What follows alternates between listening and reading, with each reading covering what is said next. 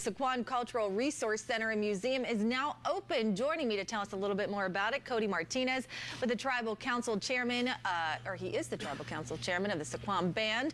How are you? Good morning. Good morning. Thank you for having me. So this cultural center, of course, opened last month. Yes. To rave reviews, I understand. You're getting really great reviews. It was a very exciting opening.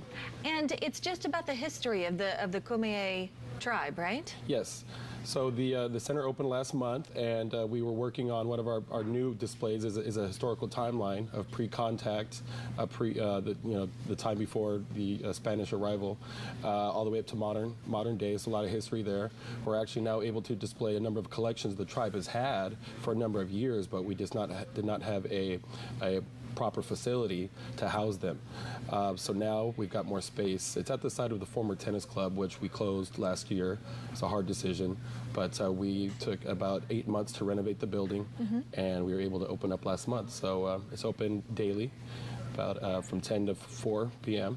And we encourage anybody to come by and check it out, educate themselves on San Diego's indigenous people. Yeah, and we have a little time for this interview, so I'd love for you to educate us a little bit. Tell us about the reservation, the land, the history, and how it got to where it is today. So the original reservation was created in 1875 by executive order of President Ulysses S. Grant, but the site of where the cultural center sits is about 5 miles from our reservation, but still within our Aboriginal territory, and it's actually the site of a pre-contact village called Matamo, a village. So a lot of the village site was destroyed during the development and construction of the tennis club in the 1970s, because at that time there wasn't a lot of laws that protected cultural artifacts and historical sites as there are today. Wow. So there is a connection to the land. It's a very, I think when you go visit it, you can really envision a traditional village site there. It's just on the side of the Sweetwater River, which runs through the golf course property. So we're excited. We've developed a couple of new displays, but it's really awesome because everything is overseen by our Cultural Resource Committee, which is comprised of tribal members.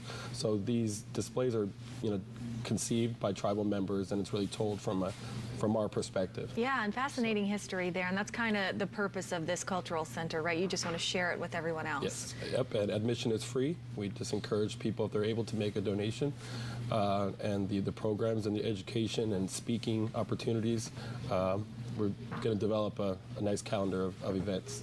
How long has the casino and hotel been there? So the casino's been around since 1983. We started with bingo. Okay. And so we acquired the golf course, which the tennis club is a part of that property, in 2001. Okay. So it's been about 34 years. Why do you think it's taken this long to develop something like this? Just because now we have the resources, and I was able to, get the support of the tribal council and the people to really, give the collections that we have, which there's a number of research collections from Dr. Florence Shepek. She's a renowned anthropologist in the region. So we had a lot of papers and resources that she developed over her career. And then also we just were able to take possession of a collection that came from a development by Shea Holmes in El Cajon.